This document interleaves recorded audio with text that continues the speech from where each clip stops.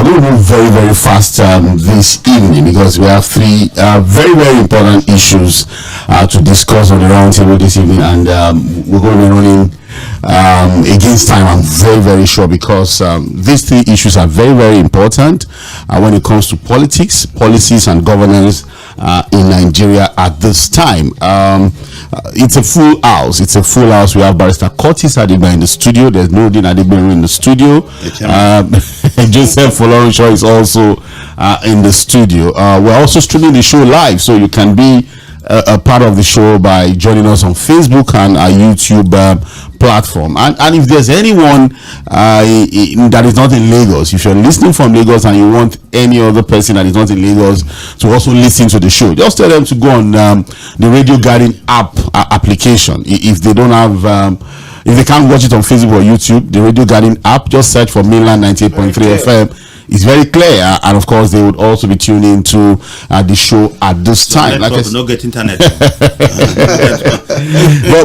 like I said, we're going to move very fast. We have three issues on the roundtable this evening. But before I go into the issues, Barrister Curtis, nice to have you in the studio this evening. Thank you, my brother. How are you? I like the energy, even though we are getting reports that people are already. I took energy drink before I came here. That's why it was really nice to have you in the studio. Good evening. Yeah, Joseph Folorunsho, how you doing now? I'm fine. Pastor Cole say take energy. Me, I take bitter cola. So are you bitter today? Make it no bitter. But the interesting thing is that we're going to have to go very fast. But the disturbing news: trucks are being attacked. Warehouses are being boggled. That's the report we're getting, and the excuse from Nigerians who are doing that is that they are hungry. I think I have my fears about people who also have stores who sell things genuinely, who have invested their money. So, because again, it's a disturbing trend. I don't know what do you think? Because again, we saw a video. I think somewhere in Katsina or somewhere in the north, where a truck,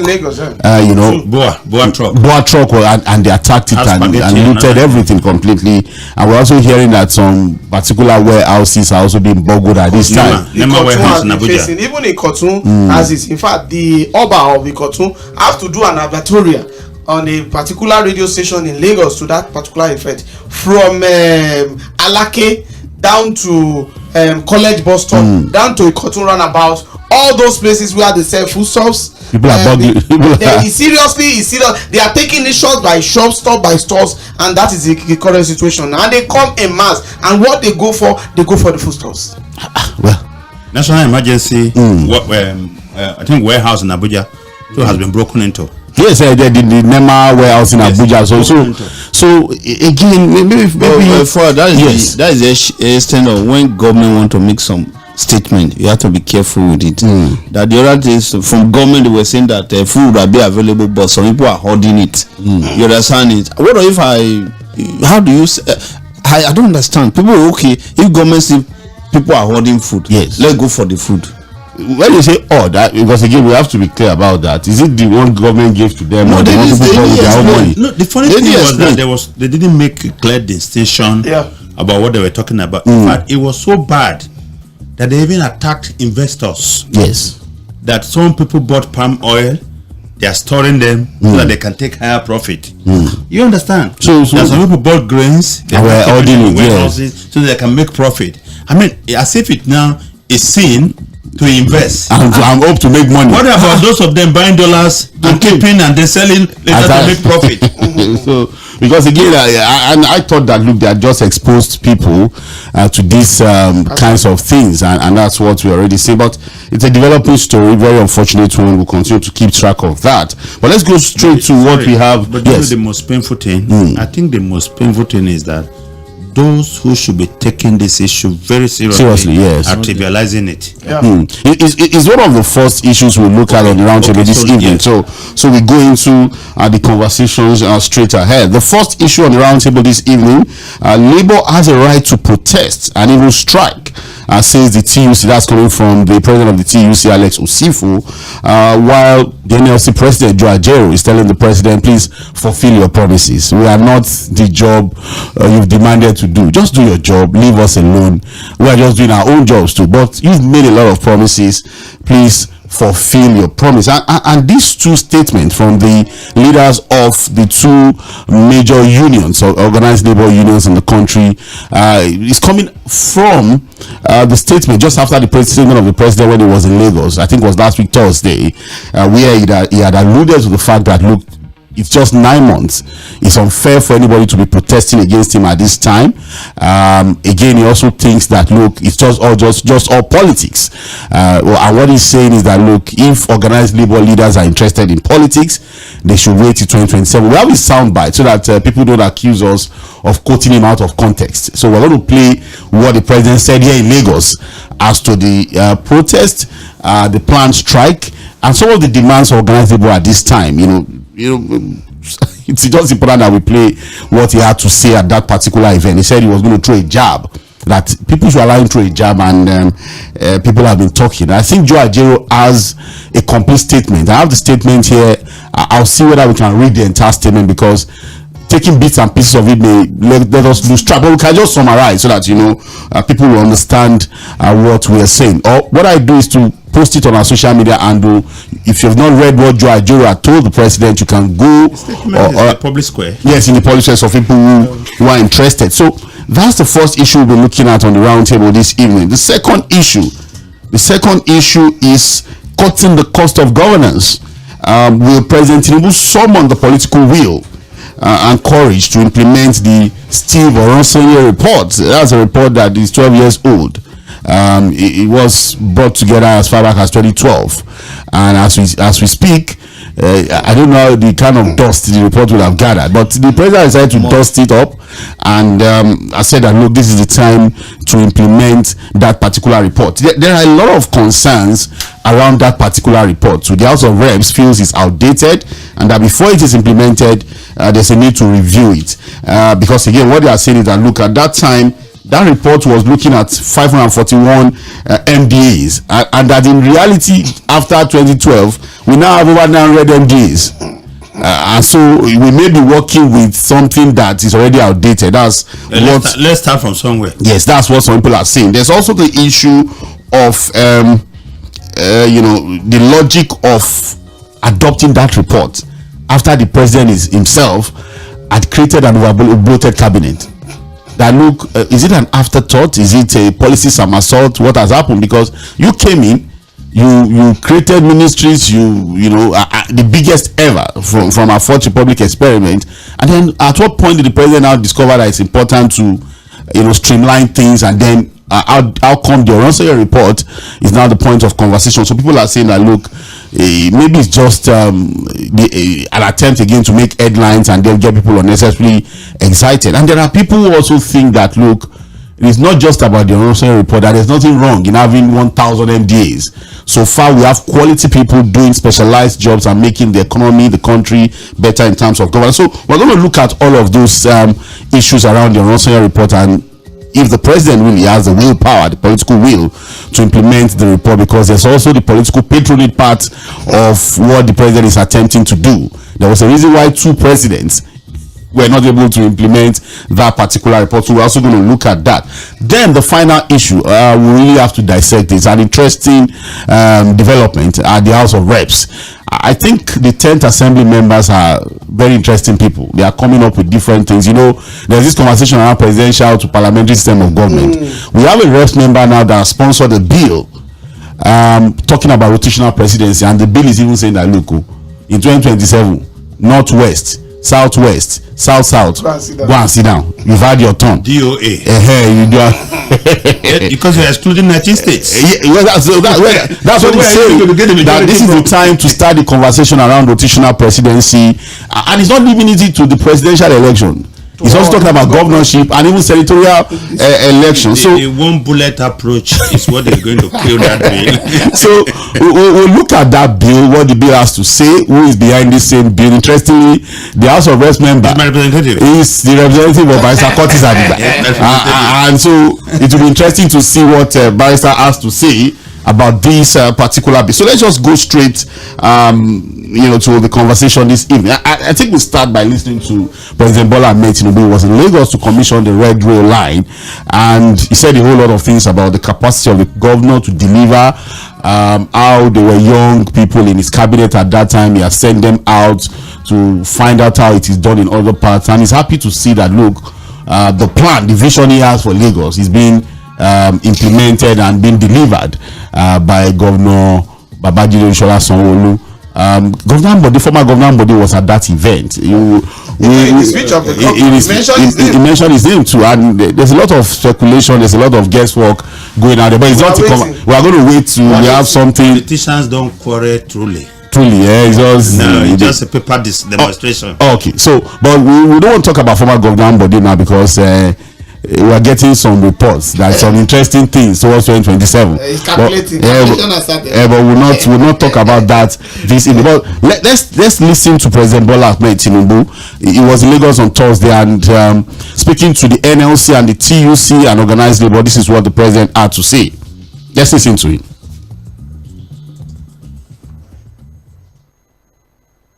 The hope is here. We have a governor in hope, and I'm standing before you, clinging to that hope, assuring you my belief that Nigeria will be out of economic problem. We just need to persevere, work hard, be assured. Allow me to throw a jab here. The labor union should understand that no matter how much we cling to our freedom and rights, to call for strike within 9 months of an administration is unacceptable. If you want to participate in the electoral process, wait until 2027. If not, maintain peace. They are not the only voice of Nigerians.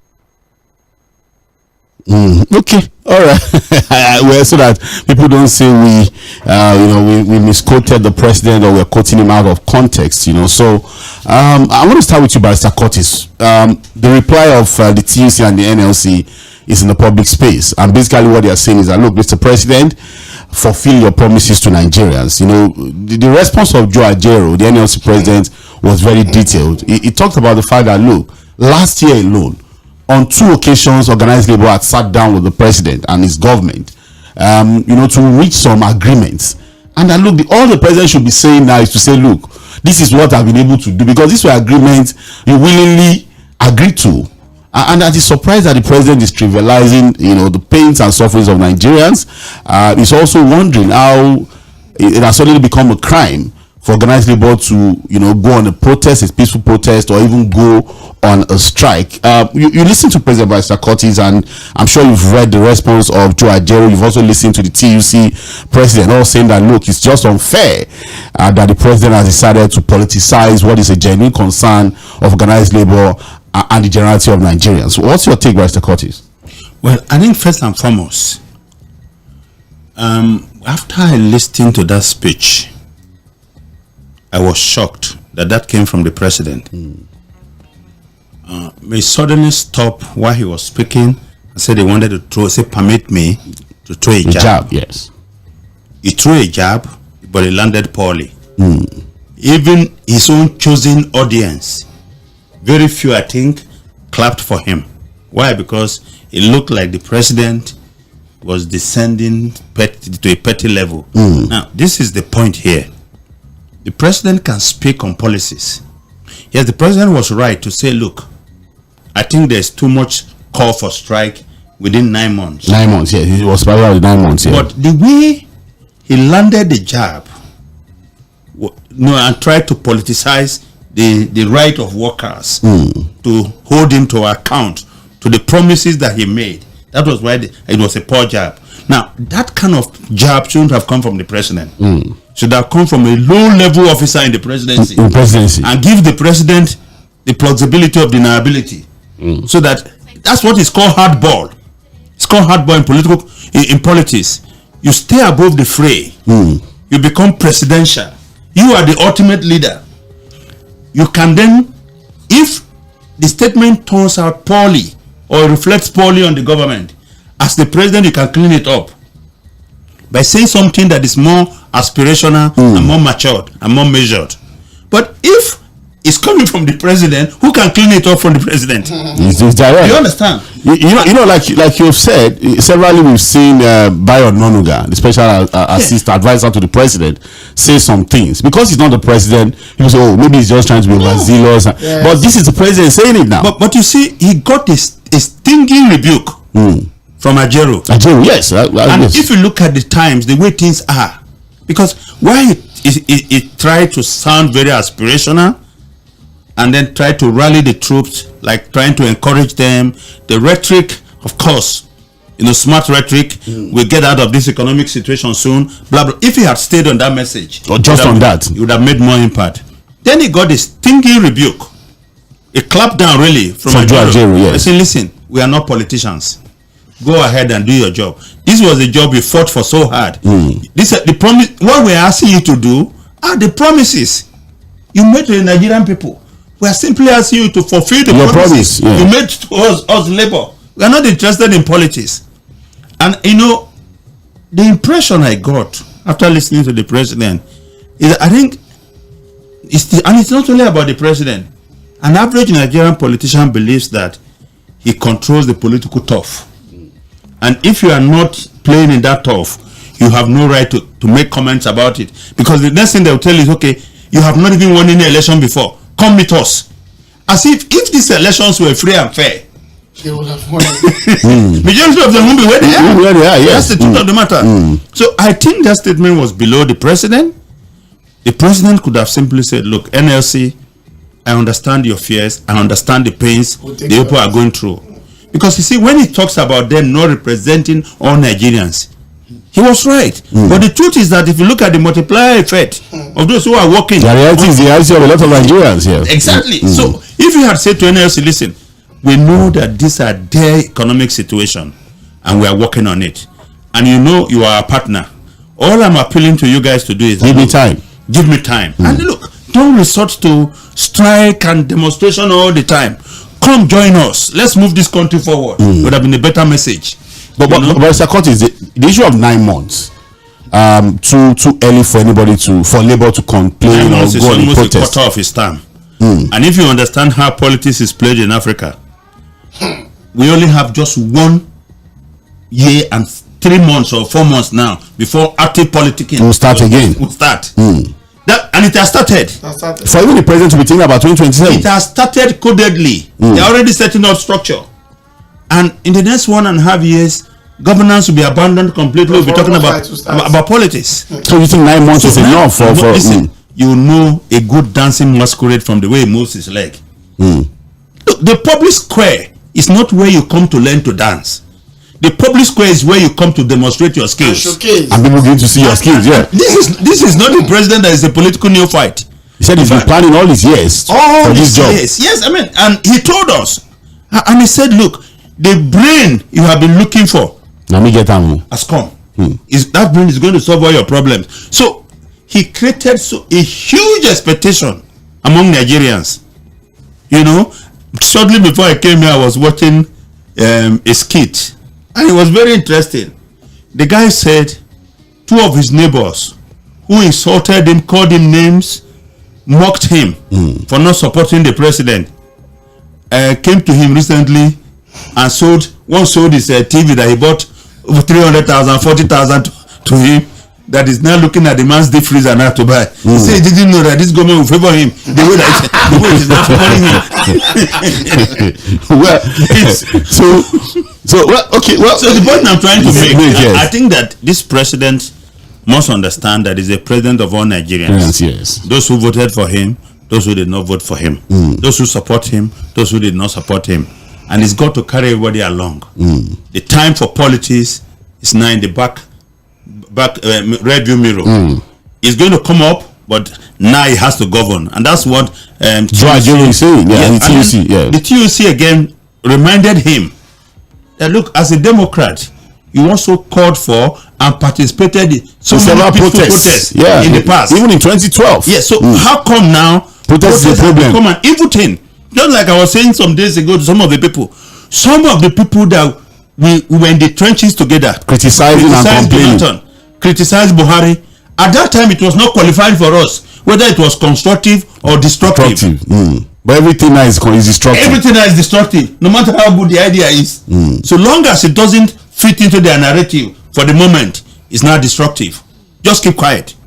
Okay, well, thank you so much, Mr. Contact. But it's important for us to highlight some of the promises that WဃÇ, the NLC president, is telling the president to implement and fulfill. That look, leave us out of your politics. We are talking about your promises. These are promises that you even agreed to willingly. It was not as if a gun was put to your head or anything. You agreed to fulfill some of these promises, and there are dates to it. That look, as of June 5, 2023.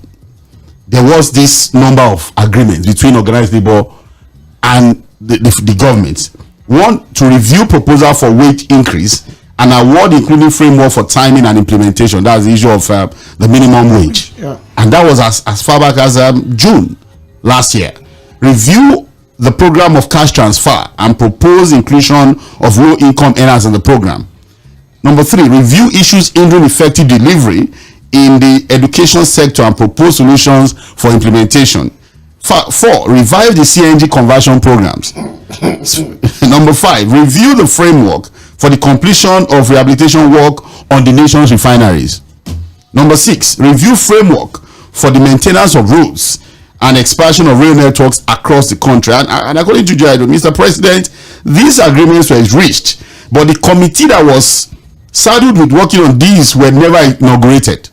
None of them was implemented until we were forced to organize a nationwide rally while the president gave his personal commitment. However, Mr. President, that look, again in October, while they were planning on a nationwide strike, you met with us again, and another round of agreements that was signed, and that included 35,000 minimum wage award. Yeah. I think luckily people have gotten 5 now. Federal government workers have gotten 5 of that. 5 award. It was supposed for 6 months, but information we have that the government has paid 5 at least. So that has been implemented at least to a great extent. The other one is Port Harcourt refinery will come on stream by December 2023. WဃÇ is reminding the president that there was an agreement he reached with us. That look, by December 2023, Port Harcourt refinery will start working. No reason why March. 25,000 cash transfer to 15 million poor households will be implemented. The government is just telling us that they will start cash this, but they are not even sure if it's going to be 25,000 for 15 million households. The Ministry of Poverty and whatever. It's in crisis. That one is in crisis. It's a ministry in crisis. So that's why you see that even the issue of the cash transfer is now being handled by the Ministry of Finance. He's the one talking about it, because we don't even have a minister there now. Everything is in crisis. So the 4th one is tax waivers for workers, small businesses, and general public. I don't think there's anybody that's gotten any tax waiver. But that's the government agreed to that. That's what WဃÇ is telling the president. And then the other one is government interference in the internal affairs of the NURTW and RTAN to be stopped. I don't know how far the president has taken. The government is still heavily involved, at least from the Lagos experience. They have a caretaker committee. Okay, all right. The 6th one is that the agreement will be deposited as settlement with the court by the government, and then the CNG buses with 55,000 conversion kits will be provided.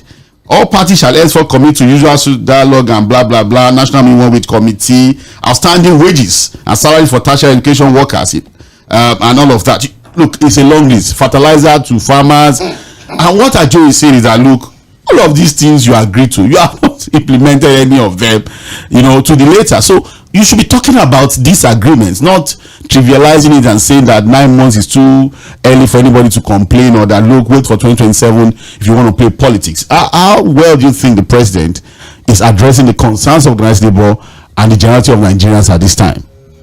Well, to me, the statement because I also watch it live, when I heard that, and my conclusion was that this statement is unpresidential. If I come from any of the media aides, it should not carry junior officers within government, yeah. But it shows that all what has been agreed upon, nothing will be done on it. The committee that also be looking at all these agreements, they are just advertising the period they are going to sit now. They've not started. These agreements as far as October. They advertise it now. I think I had it on Tuesday. The date they want to sit down. And that one to start deliberating on some of these issues. So what it means is this. This is a high time. This is not the time for politics. I think the president is still campaigning after he has won the election and he has been declared winner by the highest court of the land.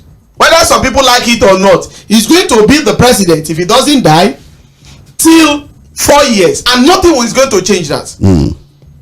At least based on the rules. He has that 4-year mandate. 4 years. But when you are still campaigning after you've been declared winner, then there's a problem. Then there's a problem. Because I saw it, if it's during campaign, then I won't be able to be saying anything. Now, looking at all these outline things that he has said, let us be objective here. Labour, according to the constitution of this country, has not done anything wrong. They have the right. In fact, that right they have, nobody can take it away from them. Not only Labour, but every Nigerian. With what they've said, which one, even the wage award that you are talking about, did you remember that wage award, the governors has representatives there? How many governors is doing the wage award in their states? In their state. It's only on your state. Let me restrict it to Southwest. They have promised to make it 6 months. I think they have reached 6 months from their own now. Even in Lagos, go to local government, go and ask how much they collected. They didn't collect up to 30,000. But they got something. They got something. But what, for how many months? In fact, there are some states that have never even paid that wage award. Some of them are even owing salaries and those people that are owing 6 months salary, 7 months salary, they are the one that's going to pay. So what Labour was saying is this, Mr. President, we had an agreement we signed, and you all agree, and we sat down twice with you, and you assured us. And based on that particular assurance, a lot of Nigerians call Labour names, even on this roundtable. We believe that TUC, NLC, their union leaders are those people that can only back. They can bite. They can bite. So now it shows that all these agreed points now, with the situation of things now, they are not even ready to do it. But another thing again that I look through it is the area of that freedom. If we are running a democracy and our president is a Democrat, saying that think they have freedom as if it was given to the labor unions as a privilege. No, it's not a privilege. It's a fundamental human right, and nobody can restrict that particular one. Then when it's coming from a Democrat, our democratic elected president, irrespective of any name somebody wants to give that 2023 election. So if it's coming from him, and this is the same man that we know the antecedent, the numbers of rallies, protests that he has been part of, even the one that he orchestrated or the one they even turned to carnivals. So if that kind of government is not allowing people to make protests, then there is a problem. Then another angle to it that I want to look is the angle of poverty. Fuhad, I can tell you categorically, since I was born, I know this level of poverty during the time of military era. I know how people suffered, especially some certain points, especially from 1986 down to 1994. It has not gotten to this particular extent. Nigerians are very, very poor. It shows that president currently now is not doing anything about the issue of poverty. People are finding it difficult to eat. You know, at that particular time, during the time of military, people have options. If you don't have access to kerosene, at that particular time, we don't have issue of gas. But if you don't have access to, we use what we call sawdust as an alternative to cooking. Do you know that there is no alternative now? There is no wood that you even want to see, especially some of us in Lagos here. So to even gas, no go area. So are you suggesting we go to a Abacha stove? No, there is not even sawdust. They are selling it now at the sawmills. In fact, sawmills that did not have light, that did not have diesel to even file the wood. Where is he going to get the sawdust? and they are even selling it. During that particular time, you know it was free. You just go and pack it, yes. And that's, in fact, they will be happy that you are packing it. Now it is money, and it's not even available. So if you have that, if you have the president, and I think why it's not going to be too available is that furniture making has changed from the era where it's now this HTF, MDF, and just where we sort of coming come from truly. The reason why Nigerians should not see the labor protests as for labor alone. You remember I always say it. Labor is not fighting for all Nigerians. I totally agree. But this protest they did last, the major one there about poverty, about food insecurity, it's something the government should pay attention to. It affects everybody. And don't forget that these workers we are talking about, they have relatives, they have friends, multiplying that. Yeah. So automatically, if Nigerian government in 9 months, and look, anybody that says that a government cannot be rated in 9 months, that person is not right, because we recall in 1999 the current president, who happens to be the governor of Lagos, celebrated 100 days. In fact, it was the one that started glamorous way of 100 days in office. Yeah, listing his achievements. After 100 days in office, 3 months in office. Did we celebrate 100 days in office? This one? This one? Which one? Was there anything like that? There is nothing to celebrate. Yes, there is nothing to celebrate. They were not going to be carried away by the semantics of 100 days. But they started it in Lagos then. They started it in Lagos. 3 months, 6 months. That is how we rate. 9 months. After 9 months is 1 year. By May 29, it's going to be 1 year. And Nuruddin, Joseph 𝐴𝐴 I said it that look, for me in my mind, well, the president will be looking at 9 months. I'm already seeing this presidency in 1 year in office. Yes, now. Because when we go into the fast, the Lent has started. By the time we finish Ramadan, 3 months, and then we go into April. April is always public holidays, Easter, Ramadan. May is here. And that's 1 year gone. So sorry, no, Joseph.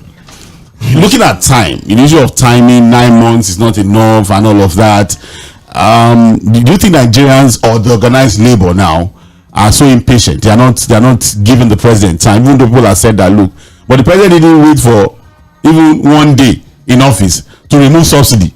So if he can throw that kind of policy on Nigerians without even getting to sit down for 1 day, 24 hours, why is he saying 9 months is too short for people to begin to assess him and increase? I'm going to come to you as a court. Let me hear what. Yes. The president told us that don't pity me, I ask for the job.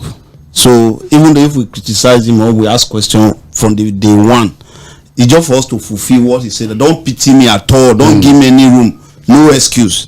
So I don't think 9 months is too short. Then secondly, equally expose maybe the team of the president. You know, during the former president Buhari, his people know that if you give President Buhari opportunity for you to just talk from his heart, it will cause problem. You will say things that to clear it to become a problem. What we're not doing there was to make sure that they will write. They script him. Whip it, or just focus on this. What you have written. Don't go out of the script.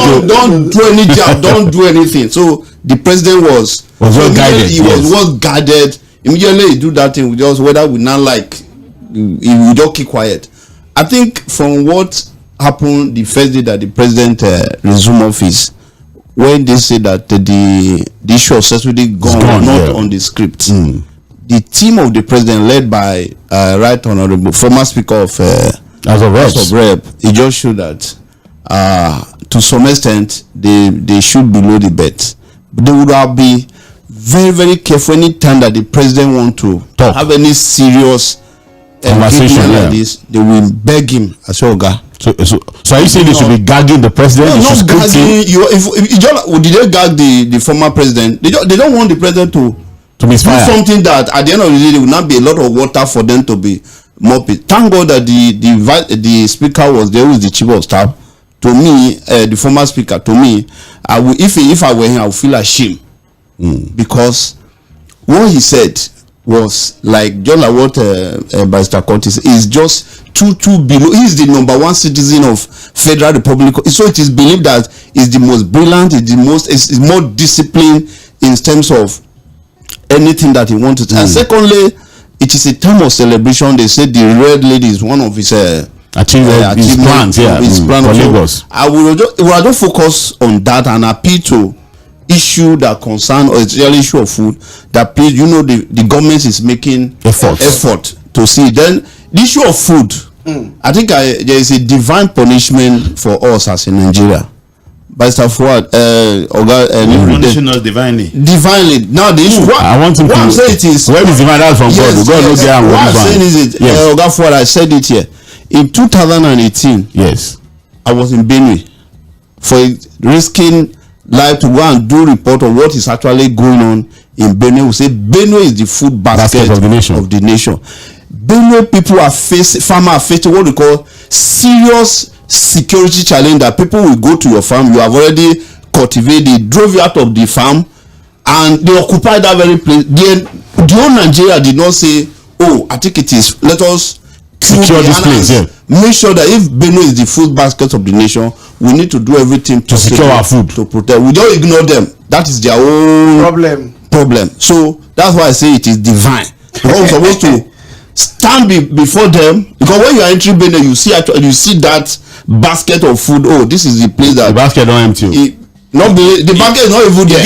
So the basket is not there. So to me, we should apologize to the people of Benue for not standing behind them when they face a lot of insecurity. So now the next thing is, let the president. We should apologize to ourselves. We should apologize to them, but we're not there for them. Then the next thing is, there's still room for us to maybe salvage the situation. Give a matching order to all policing agencies. Please, Benue, Jos, Taraba State, Niger, if the farmer lie, make them sleep for farm. Nothing should happen to them. If not, we are still, because I think a lot of people still pursue a lot of farmers from they are still IDP in Benue till tomorrow. You understand? I'm with you. Like what Lucky Dube say, he said you will never know who is the next victim. Now all of us we are victim now. For them to be breaking shop, these people are not looking for trucks and looting. A friend of mine say some of these boys entered their place one night, I think last week. They told them, say, madam, we are not going to hurt anybody. Just food. You have food? They say yes. He said they were there. Those that want to eat amala, semo, they do semo for them. Those that want to eat gari, they do. When they finish, they sat down. Prepared for them. They prepared for them, and the people thank them, and they go. You said that they did not actually harm them. So we know the problem. So it is better now that we focus on solving the problem. Both the president, let us remove issue of let's joke and we have serious problem. Because now we equally know that we can easily talk to Joe Ajero and his team. If we cross this state that we are, whereby we don't even know who to talk to, then I don't know what will happen. Mr. Curtis, just to I'm going to take it from the last statement of Joseph Folorunsho that look, luckily, when we talk about planned protest, we have Joe Ajero to talk to. We have Alex Osifo to talk to. We have Organised to talk to. People are saying that, look, the president and indeed the government at this time should be more worried if Nigerians stop talking. We've gotten calls from some of our callers, some of our listeners who have said that, look, a planned protest is easy for government to handle. They can negotiate, they can talk to the police can even work with the organized labor on a planned protest. But when Nigerians stop talking, and then what can come from that will be an unplanned protest, and it may be what the government may not be able to handle. Do you think the government is not paying attention or not reading the room enough? Let me use this analogy. I think a lot of people will understand. There was a time when the Babbage was raging. It will rage, the erosion go back. We go back. And then there were certain times that it busted. I was going to take over the whole of Victoria Island. Enveloped Victoria Island. Flooded the whole place. Yes. And then it became time for government to take real steps, concrete step, and contain that Babbage. Part of it today is the Atlantic City. Now, you see, why the president, God forbid that we have another military incursion or that we have disastrous protests in this country, that law and order will be suspended. truth of the matter here is that I think that those in government are not touching the reality. It reminds me of the situation on the Titanic. Based on what the builder said, that not even God can sink the Titanic. As the Titanic was sinking, they were busy rearranging chairs. See with that illusion. Yes, nobody saw the danger. And when you talk to all the people in government, including from the president to the last person, to the governors, it's not an issue. They are still not aware of how serious this issue is. Let me give you an example. You just need to go to any public event, or even have the privilege to visit any of the top government functionary, to see the amount of food that is on their table for one meal. The jamboree. You will find over 10 different soup. Soup. You will see, so that's why we want a soup kitchen in Lagos. You will see snail. You will see chicken. You will see duck. You will see goat. Even elephants. Everything. They are spoiled for choice. In a country that the economic situation has created more poverty than the last 3 governments in 9 months. In 9 months. A country where the trickle down economics, just a little sip into the people. Now we are having a situation where people go to warehouses, people go to shops, stopping trucks to go and raid this. This is a red flag. And the problem here is this. I think the government is banking on the security agencies or agents to whip the people in line. What they do not understand is that members of the security agencies are even worse hit than the people. It's obvious, you know. We see them. Yeah, it is their job. That's why they are doing. Why do you think during the last protest in Lagos, police gave the people water to and drink? Biscuit. You think it's suddenly a change of heart? Very good PR. Because they know that these people are fighting for them too. So I don't know who the president is listening to. I don't know the reports he reads or gets. But let me tell you a funny story. During the regime of General Sani Abacha, after the cancellation or the annulment of June 12th election, the president Abacha had moved to Abuja, and the story was that one morning there was a huge protest going on in Lagos. So one of the aides ran to the president. He was having his breakfast. Said, "Mr. President, Nigeria is on fire." They said Abacha got up, pushed the curtain aside to his window like this. He said, "But I can't see any fire outside." He just went back. Then they said, "Mr. President, is Lagos, sir? Is Lagos Nigeria?" What they didn't understand was that protest that started from Lagos was going to spread to other parts of the country.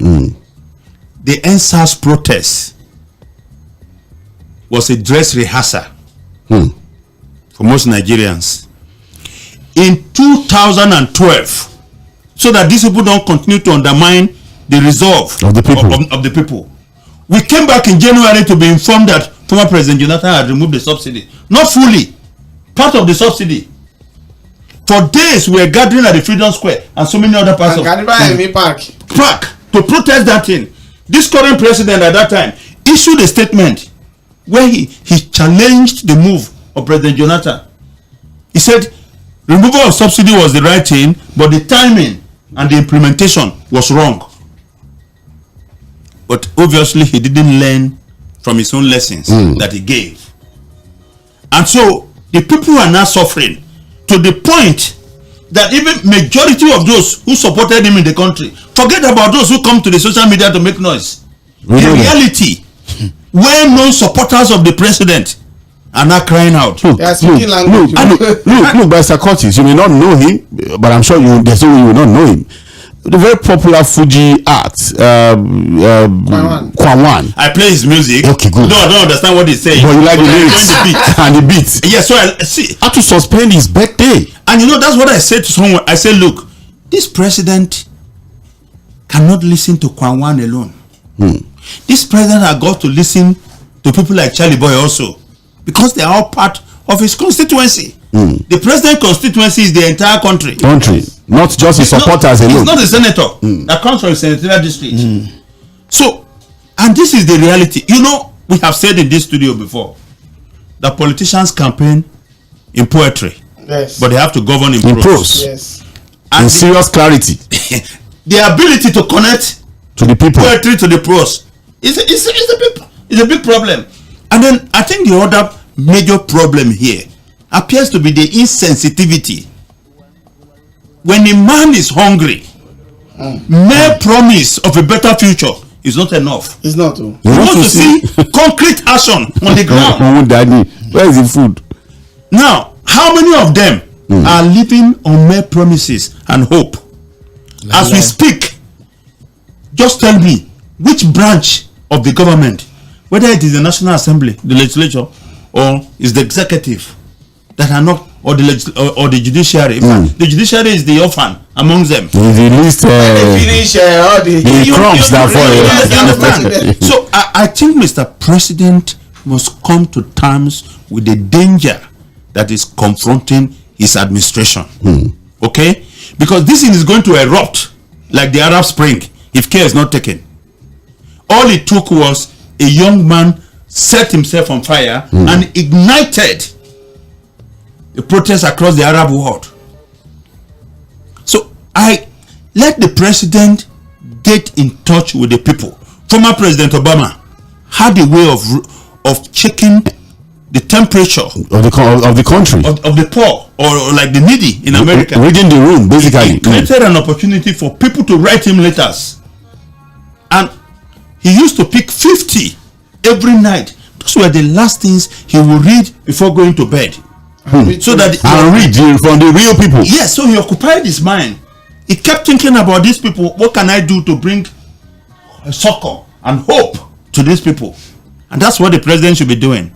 He should not get into politics. We already know he's a politician. But this is not the time for politics. This is not the time. This is the time for effective governance and empathy. He has to show empathy. You know, he has to show empathy. The governors at all levels of every leader, ministers, all of them, they have to help the president. Because you see, what happens if this government loses his way today? The ministers will just dust their paper and all of them will walk away. Yes, they of are course. not even living here among us before. You understand what I'm saying? Go away So is very easy. let nobody deceive this president. Whatever he's doing is not making any impact on the situation right now. For now. He has to double down. And he has to be handy. Forget about the reports that are given to you by those who want to tell you all is well. Yes, all is well. All right, thank you so much, Mr. Kovsani. But it's still Political Roundtable Mainland 98.3 FM. You can actually join the show live. I can see a lot of messages dropping on our Facebook platform already. We're also streaming the show on YouTube. You can also listen via the Radio Garden platform. If you have any friend or family member that you want, to be a part of the show and they are not in Lagos, so they can also go on that particular app. Just search for Mainland 98.3 FM and be a part of the show. Because again, we are running against time. We just go straight to the second issue. I think we've been able to touch on the president NLC back and forth. I think what I've been able to pick from the roundtable this evening is that, look, the president should just settle down to do the job. Go and do his job. He said, he said nobody should pity him, really. So we're just open. I think the consensus on the roundtable. He said everybody should pity him. So we want him to do the job. The phone line is ringing. If you're the one calling the phone line, please just we are not picking calls yet. Let's dissect all the issues. When it's time to pick your calls, we'll announce on the show. So we just appeal to you to please take it easy for now with the calls. We'll definitely pick your calls at the right time. Now, the second issue, Orosanye is everybody on everybody's lips now. The president has announced that, look, a committee has been set up, 12 weeks mandate to look at how to implement the Steve Orosanye report. That's a report that is not new. For some of us, we know this report has been there from as far back as 2012. I think the committee was even inaugurated in 2011. And they submitted their report in 2012. Again, basically what the report is talking about is about the courts, bringing down the cost of governance, efficiency, and all of that. At that time, the recommendation was on 541 parastatals, commissions, and agencies, and the idea was to reduce from 263 to 161, with a suggestion to scrap 38 of those agencies, ministries, and parastatals, and 52 to be merged. But people are saying that, look, like the House of Reps is saying, and I think 𝐴̀ᵝ has also said that, look, that report is a bit outdated. You don't just implement and all of that, because what they are saying is that in reality, the federal government currently has over 900 MDAs, as again the 541 that the report was talking about, and those things were recklessly created by the National Assembly. Yes. So to scrap some of them, you have to go back. Yes. Because those things were created, some of them by Act of Parliament and all of that. And what people are also saying. So again, we just take all the issues that we can be run fast on this particular one. Is that, look, how did the president suddenly realize that an Orosanye report to cut down the cost of governance, where himself had created an overbloated cabinet of 48 ministries, and then special advisors, special assistants, in our own field alone, the Ministry of Information.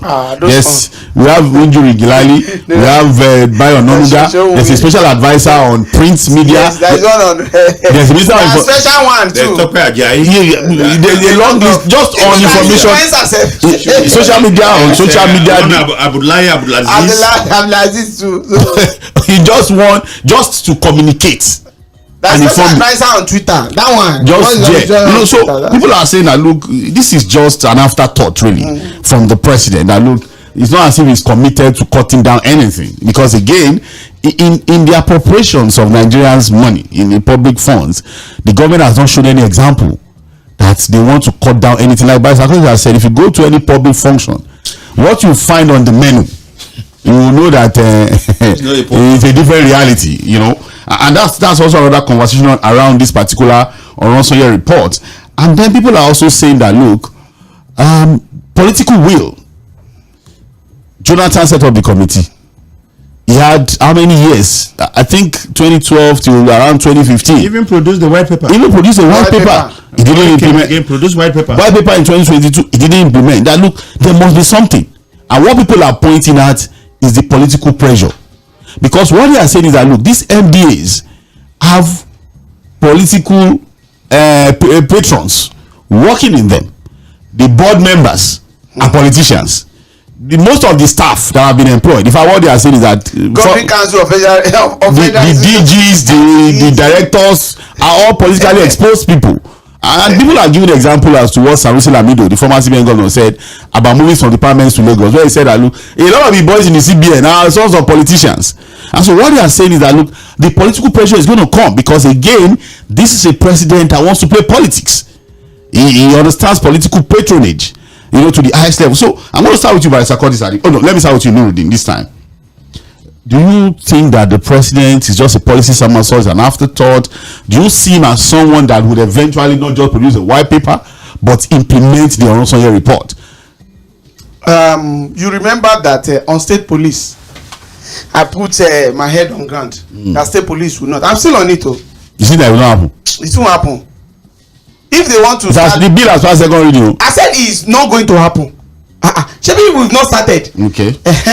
So if something has not happened, until it happens, because if they want to have that, there is a way to have state police, not this particular one. We know those ones, and we want to see the commissioner of police that will head the state police. We want to see how it's going to happen. Structure itself. We will see that is going to be detached from the federal government, though, because that is what state police means. But on this one, this government is doing one thing, especially on the issue of civil service, because the Orosanye report is to reform the civil service so that we can have good governance, and at the same time we save costs for the country. I see this government doing what we call reacting strategy. What they are doing is that at every point in time they want to throw something to excite the people, yes, in order to make sure that you divert their attention and they will react to what Nigerians want to hear. And that is the issue of this Orosanye report. I must confess, those people that are saying we have more MDAs now, that we need to look at it very holistically, they have a point. But in Nigeria, the job of civil service, no government can finish it, so they need to start from somewhere. But the problem with this particular government is this: one of the first thing is sincerity of mind. Are we sure that this particular government is sincere about this particular reform? Because where they're supposed to start from the ministry that they have created. Even the one of Goodluck Jonathan administration, as much as we said he has a white paper, there are some things they pick, that there are some lawmaker picks they pile into bill. Do you know that at the there was a time that we don't normally have junior ministers? How did they even get to minister of state for minister of yes, state? now it's Jonathan that we started it. We soon have minister of local government. So, and with that, what it means is this: the sincerity. Is this particular government sincere? Because there is no way you are going to do this for this reform. 3 things will happen. 1, some majority of the politicians in the affected MBAs, they have to go home. 2, there are some civil servants that will lose their job. Labour is already complaining about that. But the president said there will be no job loss. Automatically, because we are tagging it with the cost. If nobody is going to lose their own their job, what it means is this: the cost will not change. That's a cut. Is the board members? Are they going to remain there? I think this is what they are looking at. The politicians, they are looking at those people that were appointed, right? And they are looking at all these governing councils. Some directors are not career civil servants. Some of them were brought to come and head those MBAs. That there are some certain situations that we need to worry about. Orosanye reports, the committee believe that all those ones that are appointed, they will go on statutory basis. Those one can go anytime because the president can dissolve a board at any time. Who are the people? The board members? Who are they? The politicians. So he knows that those ones can easily be eraded if the president wants to do that. But the civil servants, do you know there are some civil servants that they are collecting salary and they are not doing anything? Do you know that there are some of them that they are not doing anything? So in that case, there are some civil servants that will go. If they cannot go, then this reform is not what we're doing. Okay, all right. But Mr. Curtis, we have looked at the 3 angles we are taking this issue from: the political will, what people are saying about the interference of politicians, and the fact that look, it could just be another thing to excite Nigerians and divert attention. Really, it was 12 weeks. Let me take us back to when President Buhari made this attempt, was elected in 2015.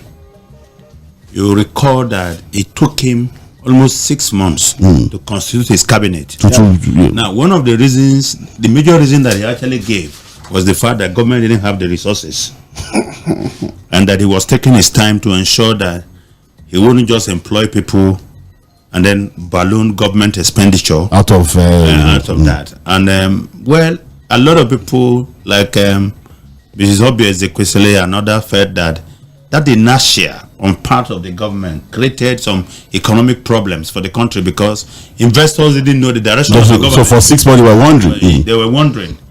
Now, President Tinubu took a different approach. He came. It took some time to form his cabinet. Yeah. But I think he also concluded that the lean cabinet or sub-lean cabinet of the president wasn't enough to do the job.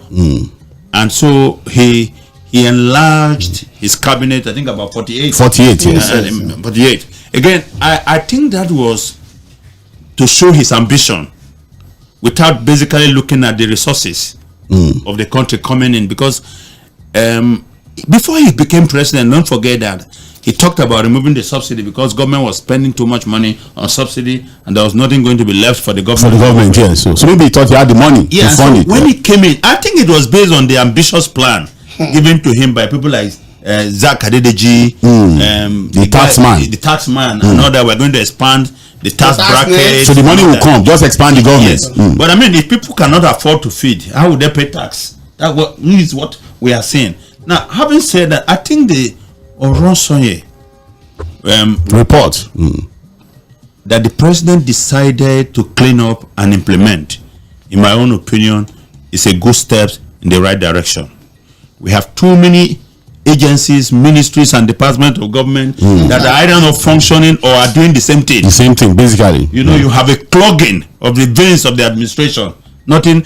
You go to some agencies of government, they said, okay, they will do all the paperwork. But when it comes to the approval, you have to go to another agency. That agency just for paperwork. That agency will move their your application again to the Honorable Minister of State. And you pay all the ministry. You understand? So there's a application of duty process. So I think it's the right step in the right direction. For instance, what is ICPC doing when that the FCC cannot do? Look, even before Orosanye, General Abacha saw this. He tried to merge police and FRC. That they should be the traffic arm of the police. What was like that before? You understand? So it's the right step in the right direction. However, will it be a case of the spirit is willing, but the flesh is weak? The president knows this is the right thing to do. But given what Nuruddin has said, what you have said, what Joseph is about to say, and we all know, will the president summon the political courage to do this? The better angels of Mr. President, of himself, to do what is right. Because you see, if you only merge these MDAs or take out some, what you are saving, if you say there will be no personnel, there will be no job losses. It means what you are doing is that you are eliminating only payment for administration. Yes. No salaries and emoluments. You are also eliminating the cost of accommodation. But salaries will still be the same thing. Yes, and probably the cost of vehicles for those agencies and all that. But that won't be so significant. If that's all you are doing. Because we know that some of these agencies, even as they are presently constituted, they have much more than enough personnel. Look at the example the former governor of Kaduna State gave, El-Rufai, where he talked about a Ministry of Agriculture precisely. They had 38 drivers. Just the ministry? Yes, but they had only 2 functional vehicles. For 38 drivers? 38 drivers. So what were they driving? They were driving their salaries. They are driving their salaries. And of the 38, there was a chief driver who doesn't work. So he appoints drivers who use the and he had to take a knife and to cut. You know what you guys do there? A lot of people shouted. At least we have a Ministry of Agriculture also that also build mosques. Yes. So what I'm saying to Mr. President is that while he's on the right path, he should also take a look at his own cabinet. Right now, if I must be fair to Mr. President, I think he showed his ambition that of what he wanted to do. But right now, how many of his cabinet members can we even say are performing? I have some ministries by Sakoti, so that I try to buttress what you're saying. I think there's a blue, marine and ocean economy. It's inside the ministry. It's still planning. Inside the water. Former governor was the ocean is blue. Still planning. The man has not said anything. Solid. That one has been talking, but nothing. It's not about talking. It's about what is going on. But But I'm saying marine and blue ocean economy. I think it's blue now. I think when they started, I identified 3 ministers to be leading the pack. Okay. The Minister of Interior, who has been doing a fantastic job. Yes. The Minister of Humanitarian. He has run into trouble. Who somehow ran into trouble because they were too quick to sip. But what did you see then to have given her that, No, because at that time, also 5 people. I hope you must understand that apart from everything else, is very active. Young lady was very active, and of course. So you thought she was going to pull her weight? She had the energy. She was relentless, and she's young. And I thought that with time she was going to direct the energy and focus on helping the poor. Okay. So number 2, but she's yes. But the people are saying she may make a comeback. She's possible she will come back. Yeah. Number 3, nothing is impossible in Nigerian politics. Okay. Number 3, I was the Minister of Communication, but it suddenly disappeared. Because when he came, he was talking so much about the young man, Bosun, and all that. And the other person that speaks from time to time is my colleague Festus Keyamo. You've been quiet for some time, so? Yeah, because he feels. If you listen to him, I think some few days ago, he said he didn't want to go ahead of the president. He don't want to preempt the president on any policy. I don't want to preempt the president. I have submitted. He was talking before. I've submitted all the investigative reports, and it's on the table of the president. And I will never preempt the president. You be talking about the tell us, you don't do your own party, but he preempted President Buhari. My family came on national TV and challenged the president. I remember a particular football team, and they said they bought this young player who was very happy to run. Like Chelsea now. See how we're just running, chasing rat and everything. We cannot catch anything. And they said the coach called the young man, say, you are running, take it easy. So maybe somebody had told Festus Keyamo that, look, you can't run faster than the president. You need to calm down. So look, on a serious note, yes, I think the president is taking the right steps. On this one, there is a need to cut down the cost of governance. Now, let me ask you a question directly. Do you think that Nigeria or Nigerians are getting value for the salaries they are paying to these government officials? If there was value, the lives of Nigerians would have been a lot better. I ask you a question. Do you know any public service? Any public service in Nigeria, from the federal to any of the state, that generates enough productivity to pay itself? No way. If you take away the double taxation and then the oil money, and then the customs in recent times, it's not productive enough to pay itself. There is something we call apasapo oniegun kowo. I beg too much. What I mean is that if some certain people, they are collecting money from government, the one that is going to come to their pockets, you understand now, is much more than the one they are going to. So they are just like masquerade. That whatever you give masquerade, you will still collect it and put it inside his pocket. I am praying for the president to be able to do this, to summon that courage and do this and damn the consequences. You see, we saw what the governor of Abia State said. Now Abia State, I think we are told they have 24 hours. Some local governments. Some local government. You know the man has, you know what he said? Yeah. He said now the political stakeholders in the state are fighting me for not servicing them. You know what is the servicing? Oh, you know, you should have been more explicit. So we all know now. Political stroke. If somebody called goat a bit meat, don't you know that it can be cow or meat? We know what is going on. You know, in all the states. So now using the resource of Abia to develop Abia State. That is also the problem in Benue. The Reverend Father Governor Leah is giving. Oh, you know what they do, If there are some stakeholders that every month, once the state gets allocation, some of them collect 5 million, some 10 million, some 20 million. The governor, there's a standing instruction that these funds are transferred to these people. You understand? That's in addition to commissioners that they have nominated. The commissioners they nominated, allocation that comes to the ministry, they are controlled by these political godfathers. Let me tell you a story. In the course of last week, I met a gentleman who came in from Benue State to attend a function in Lagos here. He's from my own area. So, and when this position opened up, that's to tell you how refreshing Reverend Alia has become. When the position opened up as the general manager, Benue Health Management Board, this guy applied, but he was up against another applicant from the side of the governor's place. And all the top political heavyweights in Benue State. Yeah, you must choose your own man. Were lobbying for that guy. But when the governor, he told me that when the governor saw their CVs, both of them, he simply pushed the other guy's CV apart and said, "Look, I have been lobbied so much by all the political big constituents here, but I think you are more qualified and you'll get the job." He just signed off. And that's governance. Yes, that's governance.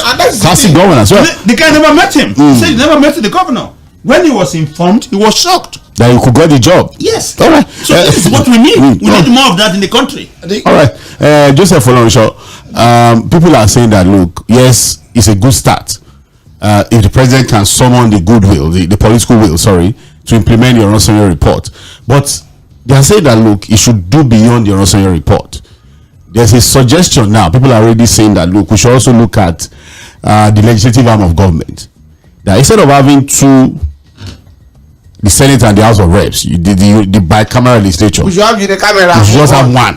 If we are talking about cutting the cost of governance and that we don't have money, we should also look at other areas. That, look, one of those areas we should look at is the issue of the legislature. Instead of having two, we should just have one. In fact, there are people who are even taking it further. Apart from one, part-time, we should even do part-time. You just pay per city. And they have to change the law, Abi. And it's these people that it's a suggestion now. Well, they could be selfless. Don't rule them out. It is senators in Senegal that change the law also. Yes, so there are people who have done it. We are not in Senegal. Yeah, well, we can become Nigerian senators. But do you think there are other areas the president should look at too? Yeah. I want to suggest another one to add to the suggestion. To the legislature suggestion. Okay. I want to appeal that please. I want to beg government, whether federal level or state level or local government level. If you know that you want someone to you will head a committee, and you will a bit ridicule that person. Don't name the person. Imagine that I close myself, assuming it is Joseph committee. Look at the way waste report, report. They are just making jest of this wonderful. But they've done their job now. Why should you just bring them every time? Put their hands together. So we know it's as if we are just making jests of this. It is not normal. Let's honor these people. Whether waste report or let's honor them. I believe that report equally have implementation process. Of course, yes. There will be recommendation how to implement. Make it easy. Why are we setting another white paper report? Because they must have recommended how to implement. They listed it. They will list it. So if we are serious, I do say it here and many other places.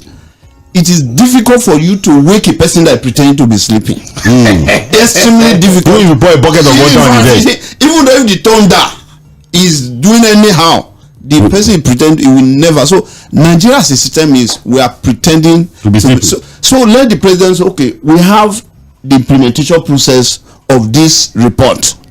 Please, the House of Assembly, both sides, please can we work? We must make mistake, but let's just start from somewhere. You understand it? Even though they are creating under 1 million agency, but the report that we have, let me best use of that. Then from there we see other things that we do in order for us to move forward.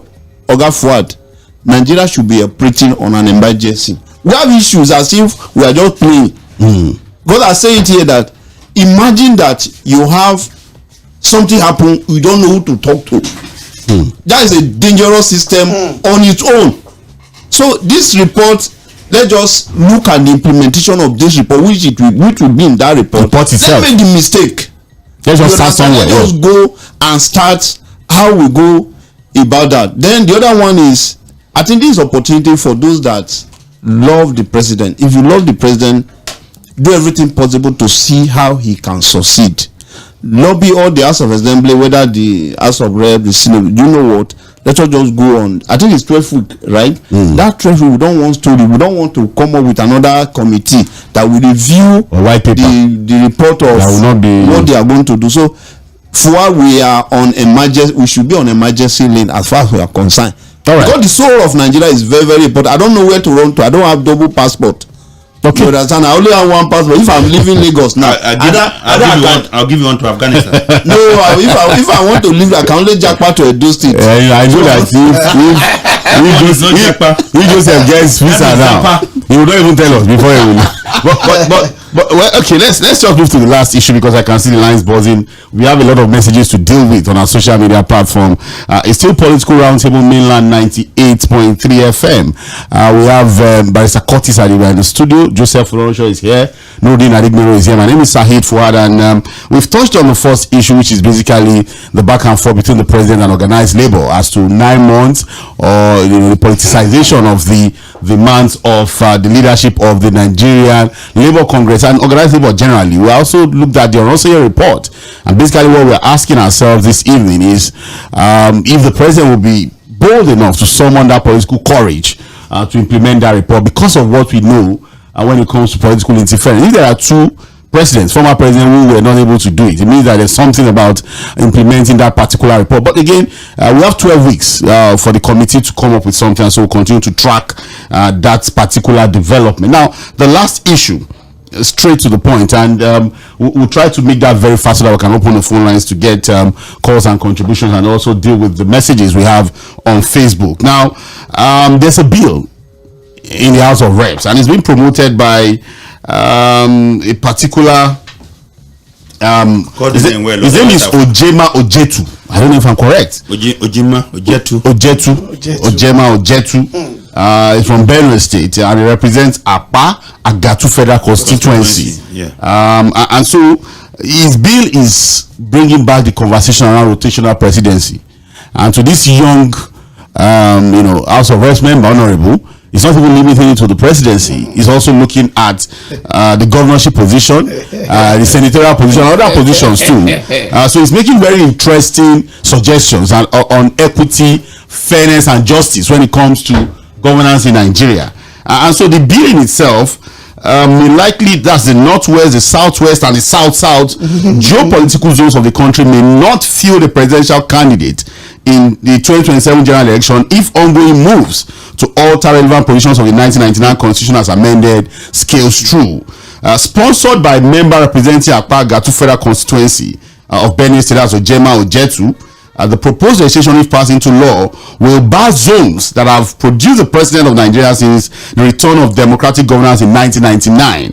The bill seeks to alter section 133 of the constitution by inserting subsections 2, 3, and 4 to the nation's extant law.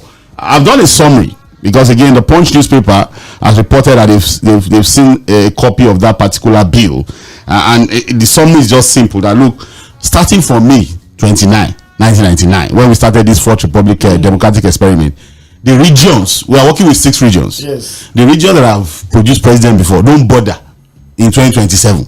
So we start with the ones that have not produced before. But and we were produced too from this. Yeah, he removed us. He said southwest, don't even bother. Unfortunately, he said south too. Should not bother. Okay. And then because of Jonathan. And northwest should not bother. But this is what he's saying. So he's saying the office of the president shall revolve around the 6 geopolitical zones for a 2 term of 4 years each. So it's going to be 2 terms of 4 years, but within that same region. So each region will have at least 8 years within, on a rotational basis. He's also saying the office of the governor of the state shall revolve around 3 senatorial zones. Okay. So what he's saying is that, look, like Lagos, for example, Lagos Central. So Lagos Central will not be part of 2027. We go to Lagos West or we go to Lagos East. The same thing in Ogun State. Okay. So you just as Dakwabiori is from Ogun East, Ogun East, and then Central just finished. So it will now go to West. So the Yayi people and so that's what he's suggesting. Okay. And then I'll go and buy land in that area. and then the last part of this suggestion is that, look, also senatorial elections shall rotate around all the federal constituencies. That look, as a senator, you move from one local government so it's not if your local government has produced before. So you have to take stock of what has happened from 1999 till date to calculate so that's what is honorable, and it's the one represented by Sakoti Sadiba. So I'm going to start with you.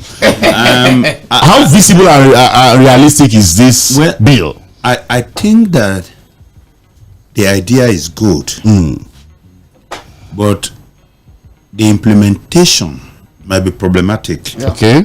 For instance, if he's advocating that we should start rotational presidency, rotational governorship, rotational local government chairman, senatorial, House of Reps, I support that. And of course, that some states are already practicing that. Even for Senate, House of Reps, and all that, among themselves, the elders are just officially. But there are 3 problems he's going to have, and let me emphasize number 1. Our constitution does not recognize the geopolitical zones. They are just political creation. What we recognize are states. And so, if you are already excluding the south, the southwest, and the northwest, you have already removed 19 states. A lot of states have been removed. Are you going to get the amendment passed? Since the constitution. So those 19 lawmakers, lawmakers from those 19 states, yes, will work against the bill. The governors will work against them. So that's a problem. Because we have a lot of governors in those 19 states that are in the presidency. Of course. So that's also a problem. But I think why the idea is good, the implementation might be a problem. You see, and then in a democracy, people have the right to put themselves forward for contest. This has always been the principle. Even in 1999, or was it in 2003, when the PDP decided that the zoning should stay in the southwest. The late governor of Kano State, Abba Karimi, challenged that zoning system, and then he challenged the Obasanjo at the convention. Is he contested? Yeah, and he lost. You understand? Of course, again, you saw that the last one, 𝐴ᴏᴜᴜ had also challenged the zoning policy of the PDP at one point or the other. And they still contested. Why the whole idea is good? I think the idea is to ensure equity and justice in political contestation. However, I think it needs to do more work. Let me tell you what I suggested sometimes in Benue. In Benue, the 3 senatorial zones, we have thieves dominating 2. So our suggestion was, okay, what if the thieves occupies the office of the governor for 16 years? Because of the dominance on the 2 senatorial zones. Or 4 times. Yeah, 4 terms. And then a minority will occupy for 2 terms. And then it goes back to them. 16, 8. You understand what I'm saying? But you know, within the thief, one interesting thing is that within the thief-speaking area, the governorship actually is zoned. The governors are not coming from the same zone. Do you understand? So, because I don't want to go into all the details of the family, political families in Tibla, the Jechera, and all that. And this is how they rotate. Look at the current secretary to the state government, to the federal government, Akume. George Akume, yes. When he finished serving as governor, at that time, the Senate seat was zoned to his area. He did 2 terms, right? Then he went to the same people and pleaded with them and said, give me a 3rd term, because I'm likely to be president of the Senate and I'm going to attract a lot of goodies and development to the state. They gave it to him. And then he changed the party and now wanted another one. That was when they set up this guy, 𝐴ᴏᴜᴜ, against him. unknown, and then he beat him because of the local sentiment that you have taken more than enough. Only you for your people. So, like I say, some of these things are working. I don't see the chances of this bill passing and making it into law. You remember, I think it was in 1992 that the 𝐴ᴜᴜᴜ happened in Nigeria. Yes. They had some good things to say, but the whole idea that they are going to cut off some part of the country turn people against the coup. So, while the idea is good, you understand, the thinking that, okay, northwest, southwest, and south should not participate in the process will be problematic. I see that very clearly. Okay, well, because again we're running out of time. There are also people who have identified that look, he's looking at equity, fairness, and rotation. That look, if you now even go to, if we agree, let's say the bill even scales through, it becomes law, and we now say in 2027, the southeast should produce the president. That should be the region alone. What are you going to do with Asiwaju? Who has already indicated interest? I'm not even thinking about Asiwaju. Let us think that Asiwaju is so selfless. So I've said that, okay, let's just do rotational. No, because he has excluded the southwest already. That's what he's saying. So, but I'm even looking at, bringing the problem home now to each region. And people have said that, look, are we not still going to run into the problem of which state in the southeast now? We'll get it. Yeah. Because in every region, you still have minorities. Yes. No. Okay. Sorry. Before. No, yes. I think there's a possibility to atomize the process. Okay. There are local. See, let me give you an example. In my own place, there is this thing that the elders gather to talk about from time to time. When the position of the local government chairman becomes available. Yes. They will tell you the history, who and who occupied that position, and what was the consideration at that time. And then they decide that this is the area I should be going to. But do we have to detail that? Because again, this is what I'm saying. Unless we want to detail that, look, and region by region, you cannot state do that by state. You cannot do that at the national level. Hey. So that's where you need the governors and you need the local government people to participate. With the complexities involved, the way we have highlighted it, do we just agree that this bill is dead on arrival? Apart from, look, I said it's dead on arrival. Okay, so let's even agree that the bill passes through the National Assembly and it comes out. It goes to the states now. It goes to the president. Let's say it meets all the qualifications. The president who is interested in 2027, he will give his assent.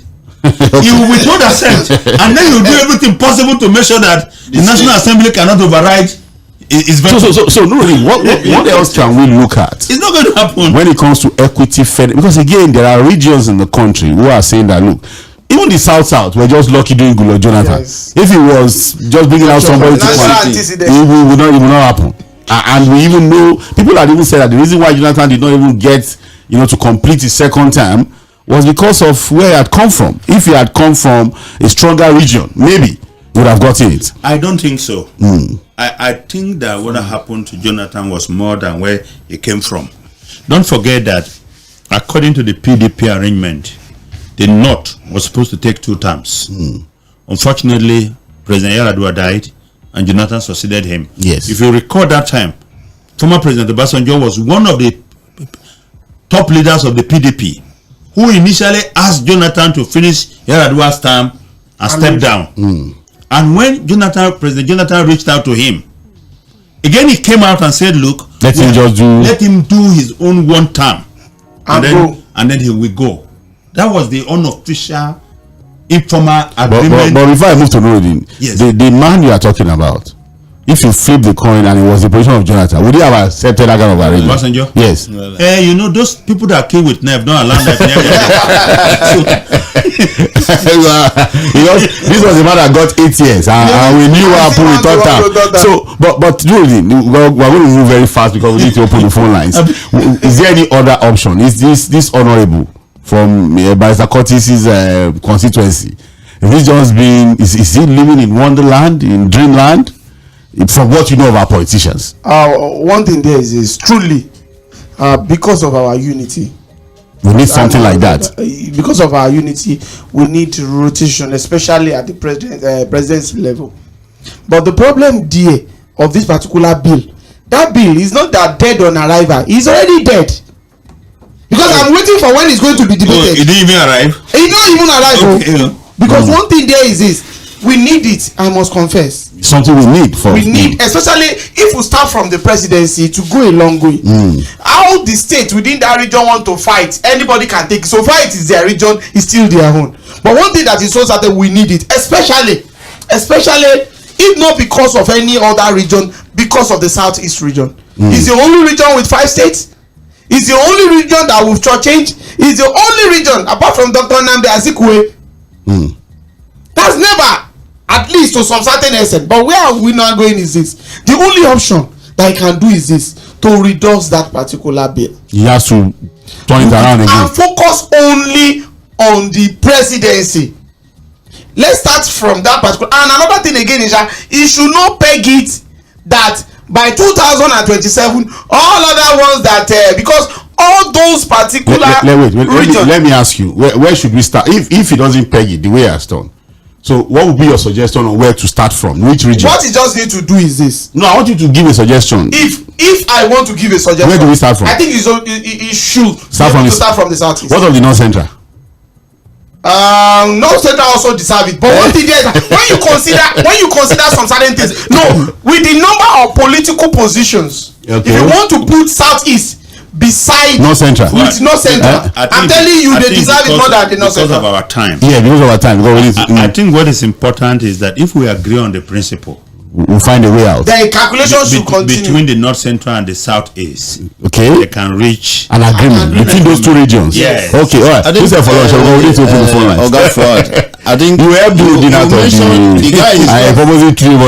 We're looking at issue of equity and fairness. Yes. Equity and fairness belong to the behavioral science, not the natural science, which means that it's something that we can agree without sit down and agree. I do tell people, like in where I come from, in Akoko, my father told us, never any of us dream of being a king in that place. It's an arrangement. These people now then be king.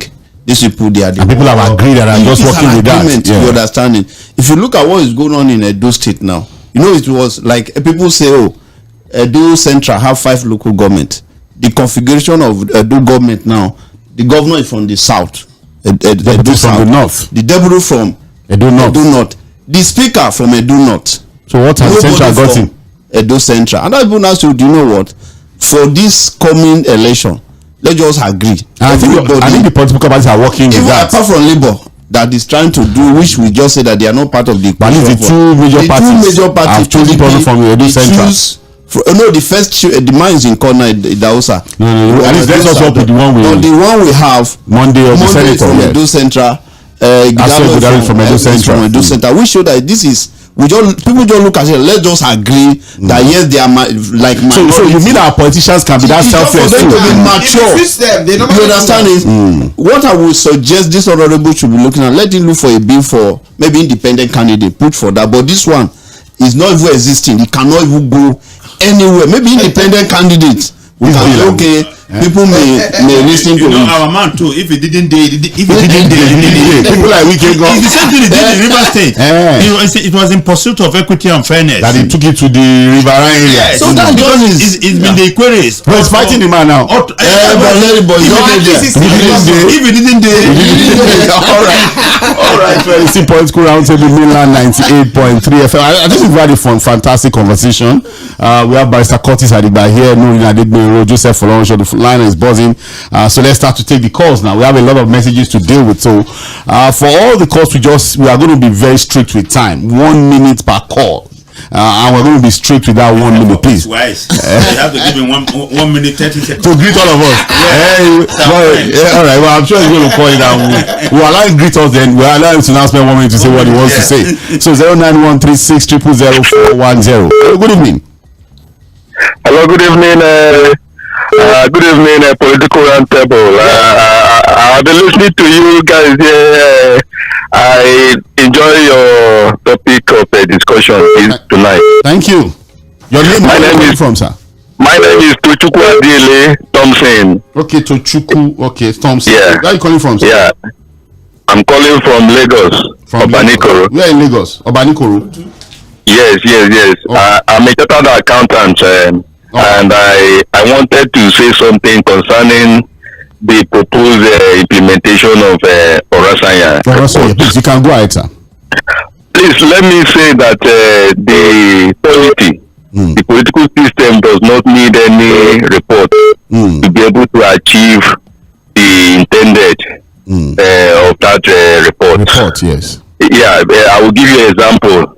The FRSC and other agencies have been created from the functions and workings of the Nigerian police force without any amendment of the act or legal instrument that put those functions in place for the police force. This time around, when they want to do implementation of that Orosanye report, you find out that they are going to just create more agencies, remove some agencies without, for instance, going to without even going to the National Assembly for an act to amend some of the initial acts and decrees that brought about those functions. So you find out that they keep on duplicating themselves and say that they are implementing anything in the interest of the country. What are you driving at? What's because we need to get to the next call.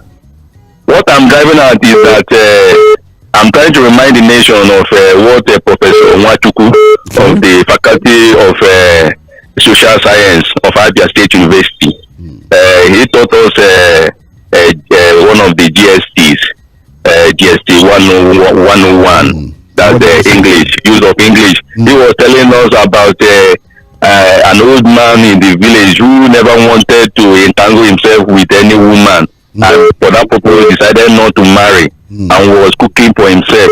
And every time he was doing the cooking or doing the sweeping or the household chores, he will always say only a foolish man will allow a foolish woman to kill him. So from beginning, the president did not have the capacity to turn things around in place, to turn things around in the country. You know, he is acclaimed to have performed in Lagos State. Okay. But after I will round up in 1 minute, please. After listening to his political campaign policies and programs. We thought that 𝐓𝐡𴐞 of the PDP could have been a better candidate, but because of people who were after what happened in the past and for claim that they could not substantiate, they fought him and ensured that he never became. And now we are here. All right. Thank you so much, Mr. Tochukwu from Obaniko. God bless you. All right. 09136000410. He lost me on the way. Good evening. Hello. Good evening. Good evening. Good evening. Name, sir. Where are you calling from? My name is Malam Salau. Oh, Malam Salau. How are you doing now? I'm very well. I know everybody very supportive from the Alagbado Ogafwa. Okay, please go on. Ogafwa, did you remember I told you that this 괰ᴜ whatever this is diversionary now? You said it's diversionary. You always said that. And Nuruddin has confirmed it now. Just whenever there is a serious issue that Nigerians are debating, this government will come with conformity. That is my stand on that. You see, and another thing on this bill that rotational whatever. Abi? Yes, rotational. Yes, there's a bill. So someone is suggesting rotational. With respect to Barrister Curtis, Augusta, about that for you, sir. That bill don't die already now. The bill don't die already. It don't die. It don't die before arrive. It don't die.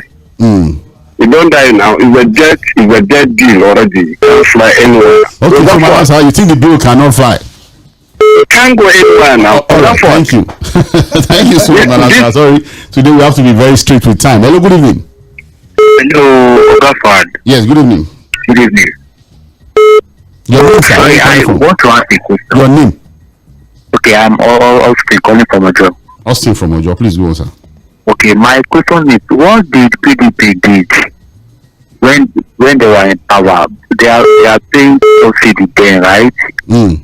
And the other is okay, things are okay. So what were they doing now that the APC right from Buhari? What did PDP do? Why can't the APC do the same thing? I need a concrete answer. Thank you. I don't know. I think first and foremost, the times are different, but then the policies are different. Okay. Yeah. During the time of PDP, the PDP did not remove subsidy. They did not float the dollar at the same time. Yes. Under Buhari, right? They tempered with subsidy at some point by taking away some subsidy, and that's why the price of petrol. But they never removed the subsidy completely under Buhari. Okay, I also did not float the naira at the same time, and by removing the subsidy. And if you listen to one of his interviews, he was asked whether he was going to go with the recommendation of IMF, and he said it is not bound to accept the recommendation of IMF. And they say why? He said because if it's not right by me, I won't do it. Okay, so what we have here now is that we have a one bullet approach, removing the subsidy and then floating the naira at the same time. That's why you have this problem. All right, I think that answers the question from Austin from Ojo. 09136000410. We'll take two more calls and then I go to Facebook to take the message we have so far. Hello, good evening. Hello, Fuhad. Yes, sir. Good evening. Good evening, sir. My name is Ambrose. Good evening. Ambrose, how are you doing, sir? I'm okay. And how is Mowe this evening? We thank God for everything. All right. Please go on, sir. 1 minute, sir. Pastor Ambrose. Yeah. Yes, you said you talk about the civil servant.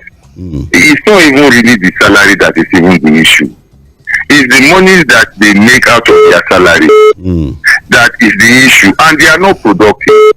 So that is that. Then what the president talking about the NLC and the president? What really pained me was the statement by the president that they should the 2027 they want to play politics. Yes. Can you imagine all of this? The president is trivializing all of these things. It's as if he does not know what is going on. Must Labour always dance to their tune? The Labour is saying that, even the reply by Labour as far as I'm concerned is a very soft one. Because if they reply much now, the president will come and say they want to take over his government, And then, lastly, to the issue of the bill by the House of Reps member to rotate the presidency, governorship, senatorial seats, and all of that. You see, all of these things, what they should have done is anybody who has been a governor should not even contest as a senator. And if you have been, Yes, and if you have been a senator for 3 or 4 terms, you should not go back again. That's the best thing, because if we have all of this, you will see they will begin to make sure that things work well, because they know they are not going to remain there forever. All right, thank you, Pastor. Well, you are very strict this evening. Thank you. Thank you. We just have to do that. Okay, no problem. No problem. 091. Take one more call and I start to take Facebook messages. 09136000410. Hello, good evening. Good evening. Yes. Good evening, sir. That is cool and calm. Thank you very much, and I greet all the guests. I will try to mention names. Lots of time. Yeah, thank you. Gladly spoken the issue of NLC versus president, but I was wondering whether we need a leadership school for our president or whoever wants to become president of this country.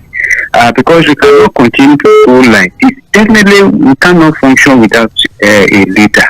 But the way our leader is misbehaving, let me put it that way, misbehaving, quote me anywhere, they are misbehaving to us all. Look at the hardship. Everybody is facing this hardship, and you are telling, I don't know whether Mr. President cannot differentiate between NLC and LP. When you are telling me NLC should wait for 2027, is the president of the NLC as well is a president, even although there is not widely being probably voted by everybody in the nation other than the Labour people. But at the same time, whatever you wear as title, he has won it also as title president. President is president, though one is much better, spoken of because you are a leader of a country. But at the same time, I want to say that the patience that you are giving your private us to have a time limit. What is the time limit or time frame? Are you not giving us any time frame? You are in quarter now, meeting and whining with some people there. And then at the detriment of we people who are suffering. All right. Thank you very much. Thank you so much, Mr. Cowdy. All right, we'll take the messages we have on Facebook. We have Dayo Dada. I think he was able to put something at least we can read today for the first time, but not everything. So he said, "Good evening, crew. Look at the sorry situation we are since this government came into power. It's been one nightmare of the other. Since when they said subsidy is gone, Nigerians have been lamenting from the wrong policies, insecurity, inflation. They have turned the people to beggars, and imagine in the midst of plenty. Imagine 7 killed, scrambling for food. Is this not okay? Well, that's the much I can take. Thank you so much, We have Kazimi Dowu saying, "Good evening, house. Local government staff in Lagos. We were paid 35,000 wage award for the month of February. Except for February, they were paid." That person is economical with the truth. I have like 10 local government in Lagos here. Okay. It's not that they told me, even by the council head themselves. Okay, but he said he got 35,000. So and he didn't mention the local government. Let's not minimize his own personal experience. Yeah, okay, well. But you should mention the local government. He didn't mention research for that. Mr. What's his name? Kazimi Dowu, you can tell us the local government so that we can fact check that. Yes. All right, we have Akonji Benjamin Tade, who is saying, "Good evening, house. Happy New Month. Happy New Month." But I think we've gone past Happy New Month now. This is it. All right.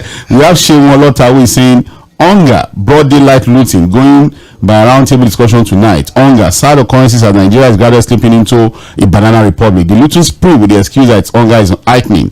And he sent a link of that truck, that Boa truck that was attacked. He sent it to me. Okay, he sent it to you, that was looted, So we have Abdurrafiu Alabalakpe saying, "Hi guys, happy new month to you all. Tinubu versus NLC. President Bola Ahmed Tinubu should please make things easier for the ordinary members of our party APC in 2027. Let him be very mindful the way he talks these days. Nigerians are not happy due to how essential commodities have skyrocketed. That's why I suggest that you guys should look for all means for the president to be listening to local radio shows like this, current one we are on Mainland FM, so that he can, hear the truth from the ordinary people. Look, I believe you guys want the president to succeed. That's why you're saying all this every day on radio. So Mr. President should please always tune in to local radio stations. This is where we should get first-hand information that will help the government, not the ones like Bayo Ononuga, where and other people around him not telling him the truth. It's a very long message. I'm sorry, Alabalakwe from Sabo Ijewoniba, but I think you are a politician, and I think you can take the message to them. Yeah. Really. And again, it's a significant shift of tone. Yeah. From a politician. From Alaba. I like his sincerity and his openness here. No, maybe because he's living in Ojo and in the they say they know him very well. Saboniba that he is a locality that they know themselves, and with the rate of poverty in that particular area, he's speaking the mind of people. His doorstep every day. Let me tell you something. Here is the truth. For those who are not expecting political appointment, who want to be honest, who are just sincere party members, they will tell you the truth that what is happening right now is not putting the party in the right state. The people. That's what he's saying, that they should make things easy for them party members in 2027. Thank you so much, Mr. Labalakpe from Sabwe Jewoniba. Then we have Ibrahim Azan, who is saying happy new month, Mainland FM, happy new month to you too. We have Ibilade Ambo, we say Nigerians are going through difficult times, and what we are passing through is to a large extent avoidable. Bad leadership landed us in the present economic hardship. This is not the time for the president to be harsh on Nigerian workers. The present reality calls for empathy on the part of the president. It's not time to read the riot act to labor unions. We have Ola Adefe, we say this team is perfect. I'm listening attentively right now. I hope the government will listen to your great analysis. Thank you so much, Ola Adefe. And we have Bright Samuel. We say a few days ago, some boys broke my side mirror in a relay coming from Ijora. They were shouting, give us money to chop. The hunger situation in the country is starting getting to where we won't be able to come out of our houses. Like Senate president, they all talk anyhow. Okay, was he the president? Okay. As regular as Labour may be, Nigerians should support Labour because Labour is the only opposition for now. President said he has magic finger to solve our problem. Now he's backsliding like PNB that promised to end insecurity but end up multiplying this insecurity in the country. Thank you so much. We have Tunde Isaac Sound T. You saying, good evening, Mr. Fuhad. The elder said, if you prepare food for the whole community, it won't be enough for them. But if the community prepare food for you, you won't be able to finish it all. That's the meaning of what the Tinubu government should be expecting from the poor masses. That's Tunde from Ilasa. We have Alabama Ade. We say even Mr. Fuhad and guests in the house, our leaders are not ready to find solution. They are just playing politics. I want all Nigerians to come out massively to protest. We have Ibilade and we say the president's decision to dust up the Orosanye report is purely reactionary and also diversion from the present reality. We have Joseph Shocklingstein who is saying, good day Nigerians, on presidential rotation policy on equity. Okay, on good day Nigerians, on presidential rotation policy on equity and fairness. I think that's an incomplete message. Then James Unwachi Ogbonna is saying, gentlemen in the studio, I greet you fundamentally. I like the idea of rotating political offices, really that of the president and state governors, because if we leave it open for open contest, some regions may never produce the president or state governor because of majority and minority issues. However, we are going to handle the challenge of arriving at which region would come next. Is it going to be only one region that would field candidates for the three regions that have not had a shot to present the candidates? Although the bill may not go far, but I believe that such a bill may come up in the life of another national assembly and may come to light in the future. Well, it's not impossible. Something may happen, but for now, it's going to be a very tough one. Then we have Sunday Noah, who is saying, good evening, Mr. Fuhad. The proposed rotational presidency and others will see the light. I don't also support it. Nigeria wants dynamic and competent leaders at the moment. He doesn't believe in rotational presidency. And then Abdurrafiu Alabalakwe is Mr. Fuhad. Yes, Lagos State government had paid 35k to the staff of local government. February salary. Well, okay, we'll fact check. Just tell us the local government and then we'll fact check that. If you tell us the local government, we'll fact check that before the next roundtable. We'll check that. Tell you that. All right, Columbus. That's on YouTube now. Columbus from YouTube is saying, "What do you expect from Basa?" He said you are a PDP apologist. Me. He said, I'm a card carrying member of PDP. He said his candidate lost and his lamentation will not help matter. Even the NLC and TUC are both LP apologies. Wait till 2031, not 2027. Your candidate is there now. Tell him to do what he promised. It's as simple as that. Election is over. Campaign are over. He still has more to say. Said even the moderator with his bias analysis, sometimes I wonder what brand of journalism is this. when you observe a moderator clearly with a mindset of bias reporting about you have a right to your own opinion. That's the beauty of the show. That's the reason why we are even allowing you to send the message. Say something and we are reading it. Because there are some shows, no feedback. You do what you want to go. So let me tell him. Yes, he's entitled to his opinion, but he's not entitled to his own set of facts. His own set of facts. So the facts that people are suffering. Yes, the facts that is the one. No matter how. No matter how he spins it, the truth is that deep down in his heart, he knows the truth, and the fact is the fact. Okay, all right. So thank you so much, Columbus Unuwanu. That's his name, And then we have Wali Salami. We say, okay, there's somebody replying him, and that one cannot be read on radio. There's somebody now replying his own message, but we don't encourage. Let's just enjoy ourselves. Let's have a decent conversation. I think all of us here have one president in this country. Yes. That's President Bola Ahmed Tinubu. President Bola Ahmed Tinubu. Yes. Nigerians disagreed with my choice. They disagreed with your preference. They disagreed with yours. But he's still the president. They gave us a president. We accepted him. We all voted. Yes. Right? He's our president. Yes. He needs to protect all of us. These guys don't understand that there's time for everything. Yes. There's time for politicking. And there's time for governance. We are now at the time of governance.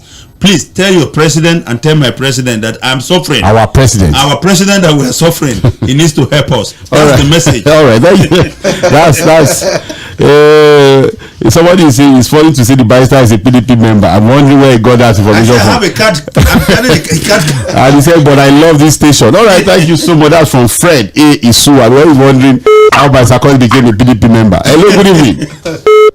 A very good evening to the three wise men in the studio. Good evening, Prince Wise. My name is Prince Wise, written from Awodo. Baisakon has actually 30 seconds to greet us. Then 1 minute to greet us. I'm going to go back because please go on, sir. Number one. Yes. We, the commoner, through your radio station and other radio stations, we have been protesting. When you see Aguero and the TUC man, the throne. Why am I saying this? That Aguero has a political motive. Why am I saying this? A day before the protest, you have meeting with Mr. President, and the other people say that my press conference that Aguero go on strike as on protest as he did, but the man himself he has said his political party. That's why Mr. President said that statement, because when they discuss pictures, we know about it. That's what when Mr. President spoke, he didn't believe him at all. He want to do politics. When he tell me as a president of the Nigerian Labour Congress, we should not affiliate with any political party. And that's for that. Finally, potential president, I want it at the but it will not happen. It is best for Nigeria. And for the Orosanye report, the set of the committee. This committee they set up, it may affect the president set up too. If they recommend Mr. President, reduce your minister, reduce your ministry, he must apply by it if you want to implement the report. All right, thank you twice. Finally again. It's okay, sir. Thank you so much. All right. I think we need to correct something here. Yes. Joe Ajaero is the president of NLC. NLC, yes. He may have political association or he may be affiliated to a political party. But I think we also must understand that he is not NLC. So even if he met the president the day before, and the organization he leads and the structure say we are going on strike, there's something can do. Cannot stop and it. Then on the issue of I think some leadership of NLC declaring for Labour Party or so, I've seen NLC members in this Lagos who are APC members. Who is not who are APC members? Who rally for APC, but they are still members of the NLC. They are even working. They are even bringing people together. I don't know what this is. You know what happens in Nigeria? Traditional rulers are not supposed to participate in politics. But when they endorse the incumbent, nobody says anything. There's nothing wrong with it. But they keep doing it. It's only when they endorse the opposition. Then they say they are playing politics. And they should be. And then they go after them. That's the kind of thing that's happening. Well, all right. NLC was a tool in the hands of APC as an opposition party. During Jonathan era. There's no even rule that a labor leader cannot even have political preference. Even civil servants in Nigeria can participate in politics. You've seen it several. That's what I'm saying. So, Oga Fuhad, when you are in any position, pray that you have people that will tell you the truth. Because that is one of the Nigeria. You are going on the wrong side. So if you are they will be praising you. If you are in position where you are saying like beg God that lose. Beg God in this position. Surround me with that tell me the truth. Look at it now. Look at the president. When he was the governor of Lagos State, Raji Fashola was the chief of staff. Look at the current chief of staff that is almost like more popular than even like the president. You understand it? It's supposed to be like a brain boss or a black boss of. It's finished. We'll just use the last 2 minutes to. Okay. I think just have your final take. Yes. For this evening. Sorry, we won't be able to take any more calls. And I'm fast out. Yes. just going to use to tell a story. Simple story. A young man who succeeded his father as king decided to go and tax all the neighboring communities who had their kings and say, "Come and pay taxes to me." They said to him, "Your father was a good man. He never troubled us about tax." He said, "Well, I'm not my father. If you don't pay me the taxes, I'm going to come after you." Out of the 7 communities, 6 agreed. One particular king said he will not pay. And he said to him, "Young man, go and think well before coming to fight me." Anyway, the young man led his army to go and overthrow that community, and he was captured. And the king said to him, "Because your father was a good man and was my good friend, I'm going to give you an opportunity to live if you fulfill this condition." So he put water in a cup and he said to him, "You are going to walk from the end of this football pitch to the other end.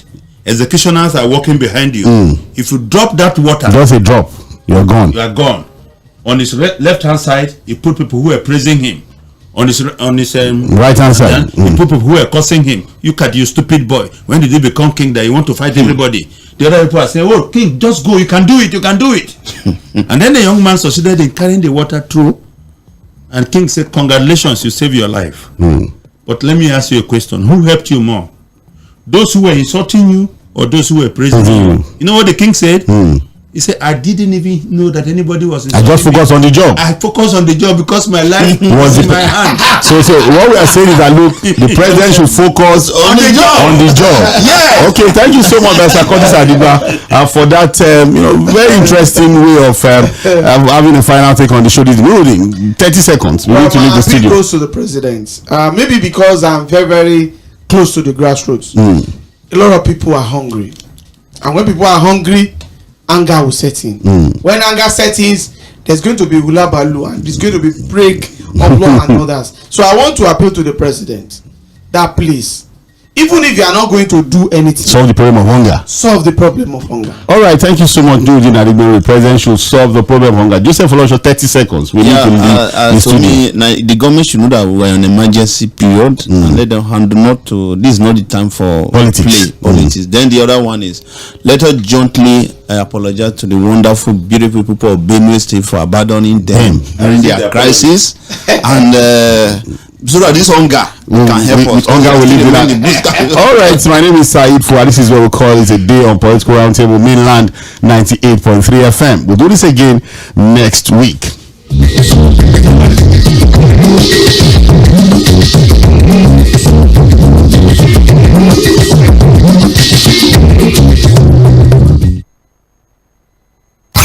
Mainland 98.3 FM, the sound of Lagos.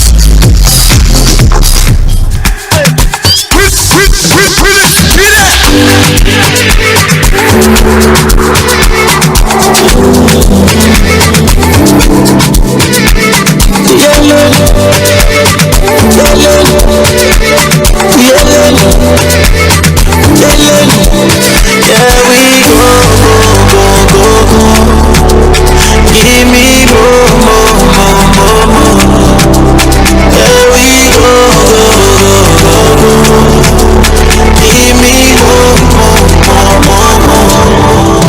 My coconut, that's my baby. My coconut.